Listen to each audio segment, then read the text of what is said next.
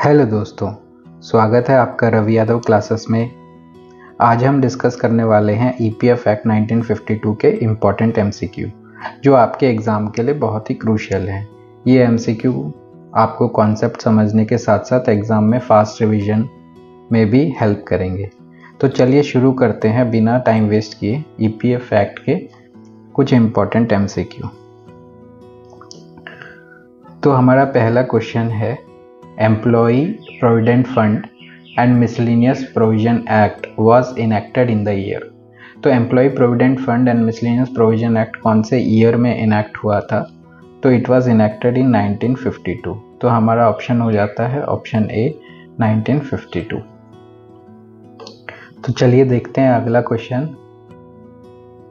Which state union territory was not initially covered under the Employee Provident Fund and Miscellaneous Provision Act 1952 but now included after reorganization of 2019? तो कौन सा state या union territory शुरुआत में covered नहीं था under EPF act but after reorganisation of 2019 उसे भी इंक्लूड कर दिया गया? तो वो है, हमारा आंसर है जम्मू एंड कश्मीर। हम ऑप्शन ए हो जाता है जम्मू एंड कश्मीर। तो चलिए देखते हैं अगला question. Employ provident fund and miscellaneous provision act is applicable to employees drawing pay not exceeding. Employ provident fund and miscellaneous provision act is applicable to employees drawing pay not exceeding. कितना pay exceed नहीं है उसके ऊपर EPF act applicable होता है, तो वो है ₹15,000। ठीक है, जिन भी एम्प्लॉय का पे 15,000 या 15,000 से बिलो होता है उनके ऊपर ईपीएफ एक्ट अप्लीकेबल होता है। चलिए देखते हैं अगला question. The term for the purpose of employee provident fund and miscellaneous provision act includes. Employee provident fund miscellaneous provision act में क्या क्या इंक्लूड होता है? तो बेसिक वेज विद डीए ये इंक्लूड होता है, रिटेनिंग अलाउंस इंक्लूड होता है, cash value of food concession include होता है। तो हमारा आंसर हो जाता है all of the above. Okay, the term wages for the purpose of EPF ये सारे इंक्लूड होते हैं उसमें। चलिए देखते हैं अगला question. Employee Provident Fund and Miscellaneous Provision Act applies to industry specified in which schedule? कौन से शेड्यूल में इंडस्ट्री स्पेसिफाई की गई है जिसके ऊपर ईपीएफ एक्ट अप्लाई होता है? तो ये स्पेसिफाई की गई है शेड्यूल 1 के अंदर में। चलिए देखते हैं अगला question. Employee Provident Fund and Miscellaneous Provision Act applies to the industry specified in which Schedule 1 with persons dash or more। ठीक है, persons dash or more यहाँ पे दिया है। तो यहाँ पे पूछा है EPF and miscellaneous provision act में जो इंडस्ट्रीज पे अप्लाई होता है विद शेड्यूल 1 उसमें कितने लोग से ज़्यादा होने चाहिए? तो विद 20 और मोर पर्सन्स अगर होते हैं तो उसके ऊपर ईपीएफ एक्ट अप्लाई हो जाता है जो शेड्यूल 1 में इंडस्ट्रीज स्पेसिफाई की गई है उनके ऊपर। ओके, चलिए देखते हैं अगला question. Dash can extend the provision of employees provident fund and miscellaneous provision act to any establishment. तो कौन एक्सटेंड कर सकता है provision of employees provident fund and miscellaneous provision act to any establishment? तो वो है सेंट्रल गवर्नमेंट। तो हमारी सेंट्रल गवर्नमेंट एक्सटेंड कर सकती है कोई भी प्रोविजन ईपीएफ का टू एनी एस्टेब्लिशमेंट, किसी और एस्टेब्लिशमेंट पे भी तो सेंट्रल गवर्नमेंट के पास पावर होती है। तो चलिए देखते हैं अगला question. To which the establishment Do the Employment Provident Fund and Miscellaneous Provision Act does not apply? तो यहाँ पूछा गया है कि कौन सी स्टैब्लिशमेंट है जिसके ऊपर ईपीएफ एक्ट अप्लाई नहीं होता? तो माइन के ऊपर ईपीएफ एक्ट अप्लाई होता है, cooperative society more than 50 member पे ईपीएफ एक्ट अप्लाई होता है, but cooperative society employing less than 50 member इसके ऊपर अप्लाई नहीं होता। तो हमारा आंसर हो जाएगा cooperative society employing less than 50 members. ठीक है, चलिए देखते हैं अगला क्वेश्चन।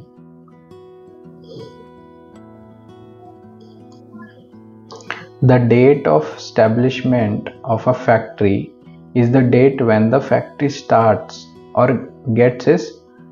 तो establishment date फैक्ट्री की कौन सी होती है? जिस दिन फैक्ट्री स्टार्ट होती है या फिर उसका मैन्युफैक्चरिंग प्रोसेस शुरू होता है। जब फैक्ट्री का मैन्युफैक्चरिंग प्रोसेस शुरू होता है वही उसकी डेट ऑफ एस्टेब्लिशमेंट होती है फैक्ट्री की। ठीक है, तो हमारा आंसर हो जाएगा ऑप्शन ए, मैन्युफैक्चरिंग प्रोसेस। तो चलिए देखते हैं अगला question.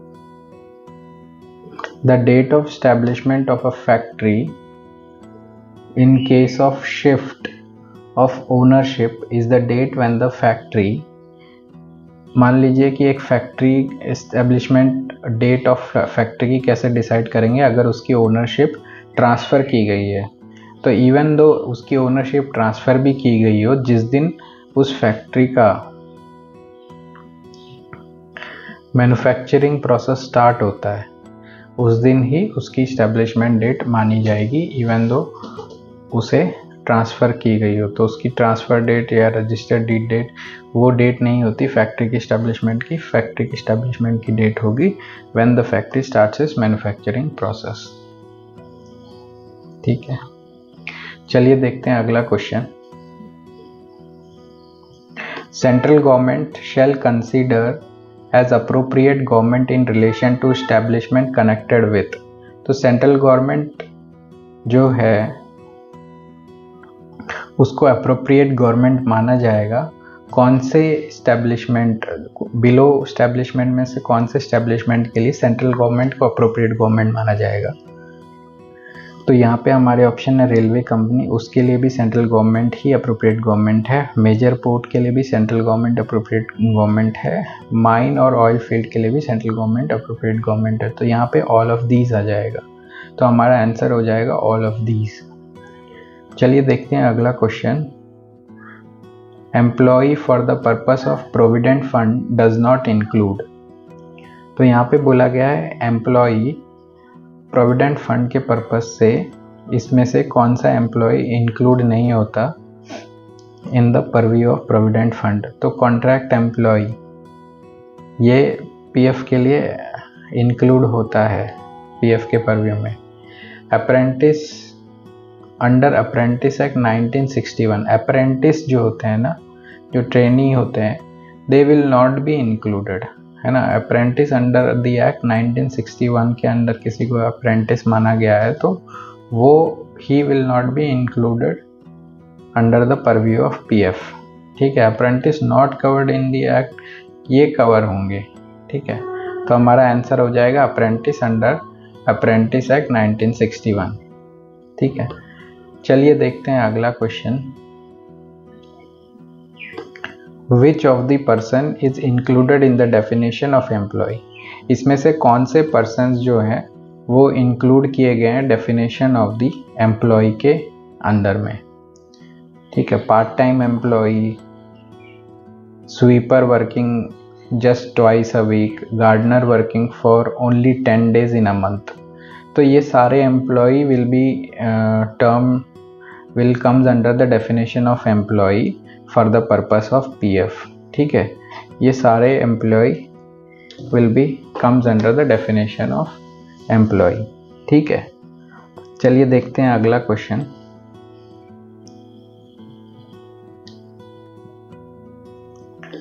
Which of the person is included in the definition of employee. तो इनमें से कौन सा पर्सन इंक्लूड है डेफिनेशन ऑफ एम्प्लॉय में। तो अभी हमने देखा था apprentice is not covered in definition of employee, partner is also not covered in the definition of employee, but beedi maker are covered under the definition of employee in the PF act. चलिए देखते हैं अगला question. Which authority has been constituted by the central government to preside over the cases regarding determination of monies due from employer। ठीक है।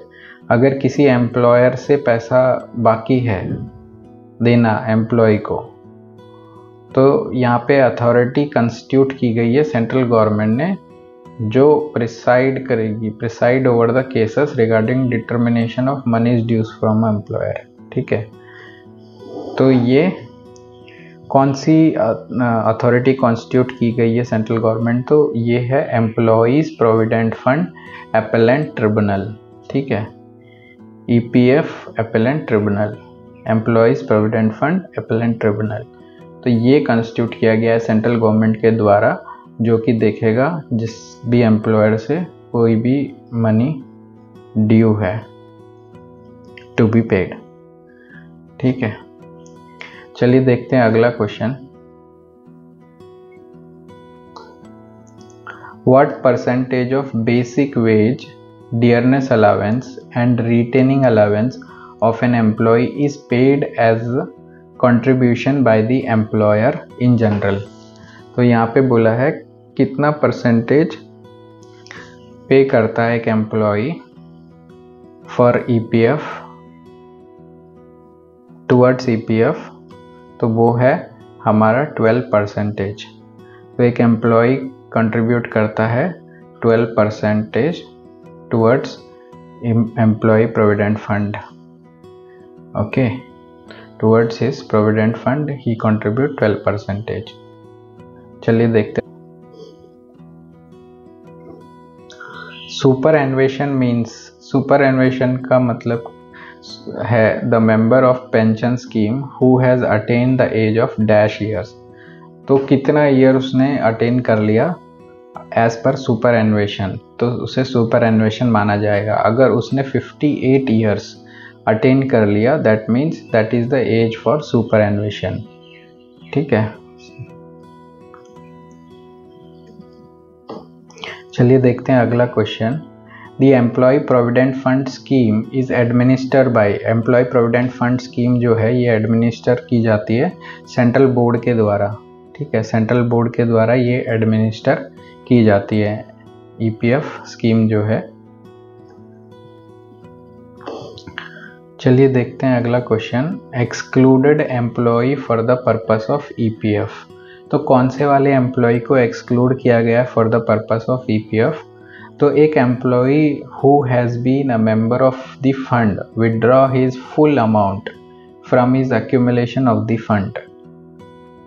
Okay, एक employee जो member था इस फंड का, EPF फंड का, उसने अपना पूरा पैसा निकाल लिया जो भी एक्यूमुलेट हुआ था, तो that person will be excluded employ. ठीक है, he will be excluded employ. Employ whose pay at the time be otherwise entitled to become member of the fund exceeds 15,000 rupees per month। ठीक है, जिस भी बंदे की सैलरी 15,000 से exceed हो गई, then he can opt voluntarily. ठीक है, वो EPF को वॉलेंट्रीली ऑप्ट कर सकता है, but it is not compulsion on him to contribute for EPF। तो he also will be termed as a excluded employee for the purpose of EPF। Apprentice, जैसा कि हमने देखा था, apprentice is already excluded, तो हमारा आंसर हो जाता है all of the above। चलिए देखते हैं अगला question. Advantages from the provident fund can be taken for the following purpose। Advances from the following fund can be taken for the following purpose. तो मतलब EPF फंड में से advance, कोई भी एम्प्लॉय एज एन एडवांस ले सकता है अपने EPF फंड में से, बट इन फॉलोइंग पर्पसेस के लिए। कौन से फॉलोइंग पर्पस?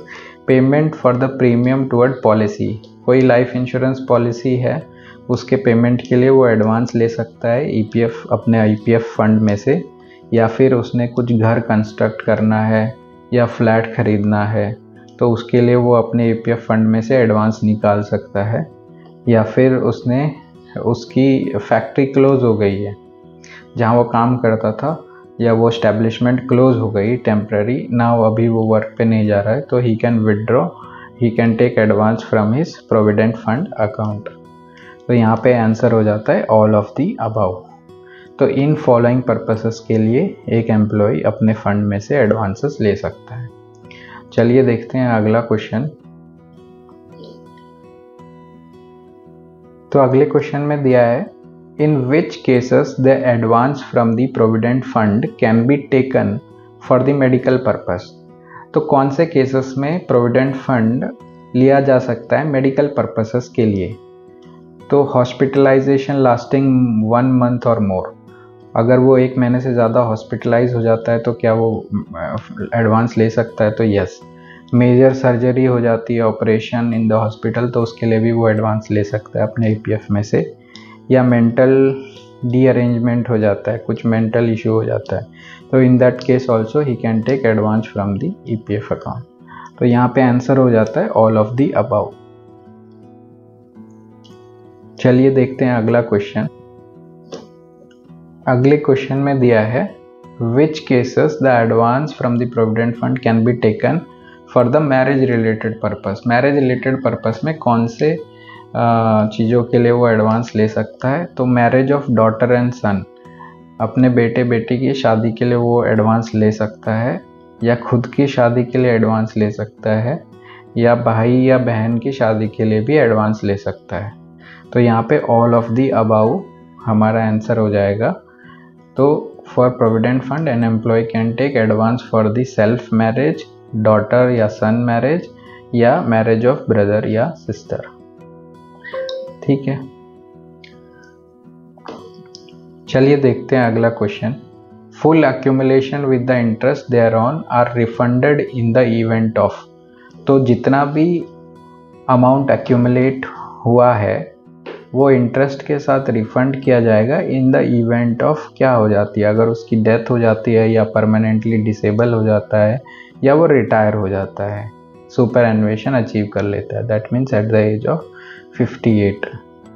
ठीक है, इन तीनों केसेस में उसको जो भी उसका पैसा एक्यूमुलेट हुआ है इंटरेस्ट के साथ पूरा उसको मिलेगा। चलिए देखते हैं अगला question. A member is allowed to draw. ठीक है, एक ईपीएफ फंड का मेंबर है, वो अलाउ किया जाता है to draw full amount when he ceases to be in the employment, मतलब उसकी एम्प्लॉयमेंट चली जाती है। Has not been employed in any establishment to which the act applies. वो ऐसे किसी भी एस्टेब्लिशमेंट में एम्प्लॉयड नहीं है जिसके ऊपर ईपीएफ एक्ट अप्लाई होता है for a continuous period of at least, कितने महीने तक वो अनएम्प्लॉयड रहेगा तब जाके वो अपना पूरा पैसा विड्रॉ कर सकता है ईपीएफ अकाउंट से। तो वो है मिनिमम एटलीस्ट 2 मंथ्स। अगर वो 2 महीने तक अगर उसको कोई एम्प्लॉयमेंट नहीं मिलती, या जिस इस्टेब्लिशमेंट में ईपीएफ एक्ट अप्लाई नहीं होता उस इस्टेब्लिशमेंट पे अगर उसे कोई एम्प्लॉयमेंट नहीं मिलती 2 महीने तक लगातार, तो वो ही can withdraw his full amount, जो भी उसका ईपीएफ का अमाउंट इकट्ठा हुआ है वो पूरा पैसा अपना निकाल सकता है। तो चलिए देखते हैं अगला question. The requirement of 2 months waiting period. तो अभी हमने जो देखा था कि 2 महीने का वेटिंग पीरियड होता है, वो अप्लाई नहीं होता कौन से केस में। तो वो अप्लाई नहीं होता अगर एक female member resigning from the service for the purpose of getting married. ठीक है, हमारा आंसर हो जाता है a female member resigning from the service for the purpose of getting married. अभी कोई एक फीमेल है, वो अपनी जॉब छोड़ रही है शादी के लिए, तो उस केस में उसको 2 महीने के लिए वेट करने की ज़रूरत नहीं है। She can withdraw full amount of EPF fund whatever is accumulated. ठीक है, चलिए देखते हैं अगला question. Minimum dash years contributory services required for entitlement to pension. तो कम से कम कितने साल का कंट्रीब्यूशन ईपीएफ में होना चाहिए जिससे वो पेंशन के लिए एंटाइटल हो जाएंगे। तो वो है मिनिमम 10 ईयर्स। ठीक है, तो 10 ईयर्स की कंट्रीब्यूटरी सर्विस होनी चाहिए जिससे उसको पेंशन के लिए वो एलिजिबल होगा या होगी। ठीक है, चलिए देखते हैं अगला क्वेश्चन। तो पेंशन ऑन डिस्काउंटेड रेट, जो पेंशन है वो डिस्काउंटेड रेट पे कब से शुरू हो जाएगी?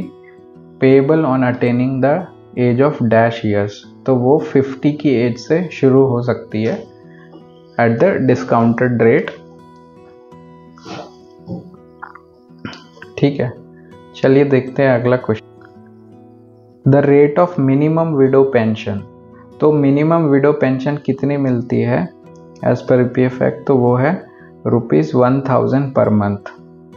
तो ये है मिनिमम विडो पेंशन। ठीक है, चलिए देख। The rate of children pension, जो बच्चे की पेंशन है वो कितना percentage, dash percentage of widow pension? Widow pension for the each child subject to minimum 250 per month. ठीक है, 250 पर मंथ बोला गया है पर चाइल्ड। तो एक विडो पेंशन मिनिमम हमने देखा था 1000 था, यहाँ पे 250 बोला है सब्जेक्ट टू, और यहाँ पे पूछा है कितना परसेंटेज विडो पेंशन का एक बच्चे को मिलता है। तो एक बच्चे को विडो पेंशन का 25%। ठीक है, the rate of children pension is 25% of widow pension. तो विडो पेंशन का 1000 का 25% होगा 250। ठीक है, तो ये 250 जो है मिनिमम पेंशन है, वो है कितना percentage of widow pension? That is 25%। ठीक है, चलिए देखते हैं। The rate of children pension is for each child subject to minimum of per child, कितना एक चाइल्ड को मिनिमम पेंशन मिलनी चाहिए? That is 250 per month. तो यहाँ पे बोला गया है the rate of children pension for each child subject to minimum of 250 rupees per child. ठीक है, चलिए देखते हैं अगला question. Pension is payable up to 2 children at a time till they attain the age of. ठीक है, pension पे की जाती है अप टू 2 चिल्ड्रन, जब तक वो कौन सी एज अटेन नहीं कर लेते? जब तक वो 25 साल की एज अटेन नहीं कर लेते। ठीक है, तो चलिए देखते हैं अगला question. If there are no parents alive, ठीक है, एक बच्चे के दोनों पेरेंट अलाइव नहीं है, तो स्कीम प्रोवाइड करती है ऑर्फन को pension at a rate of dash of widow pension payable to orphans. मतलब विडो पेंशन 1000 रुपीज़ था मिनिमम, उसका मिनिमम नहीं, जो भी विडो पेंशन उसकी बनेगी उस विडो पेंशन का कितना परसेंटेज बच्चों को, ऑर्फन चाइल्ड को मिलेगा जिसके कोई भी पेरेंट्स अलाइव नहीं है? तो वो है 75%। ठीक है, 75% ऑफ दी विडो पेंशन, जो भी विडो पेंशन बनेगी उसकी 75% चिल्ड्रन को मिलेगा if both the parents are not alive. ठीक है, तो ऑर्फन चाइल्ड को 75% ऑफ विडो पेंशन मिलेगा। चलिए देखते हैं अगला question. Employer share of PF contribution representing, तो यहाँ पे बोला है employ share of PF contribution representing dash of wages being diverted to pension fund. तो ईपीएफ में जो एम्प्लॉयर अपना शेयर देता है उसमें से ईपीएफ में एम्प्लॉयर अपना शेयर 12% देता है, तो उसमें से कितना परसेंटेज पेंशन फंड के लिए चला जाता है? तो उसमें से 8.33% पेंशन फंड के लिए चला जाता है। तो हमारा आंसर होगा 8.33%। चलिए देखते हैं अगला क्वेश्चन।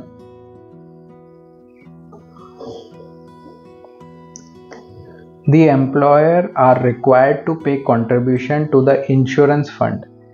इंश्योरेंस फंड में EDLI, employ deposit linked insurance fund, EDLI होता है, linked insurance fund, at the rate of dash wages. तो वेजेस का कितना परसेंटेज एम्प्लॉयर पे करता है फॉर इंश्योरेंस फंड तो हमारा आंसर हो जाता है वो 0.5%।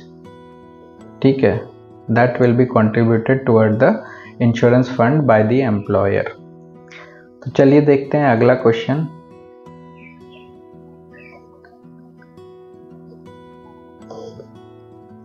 Central government has constituted dash for adjudicating PF related matters. तो सेंट्रल गवर्नमेंट ने किसको कॉन्स्टिट्यूट किया है पीएफ रिलेटेड मैटर्स के लिए? तो ये हमने देखा था employ provident fund appellate tribunal.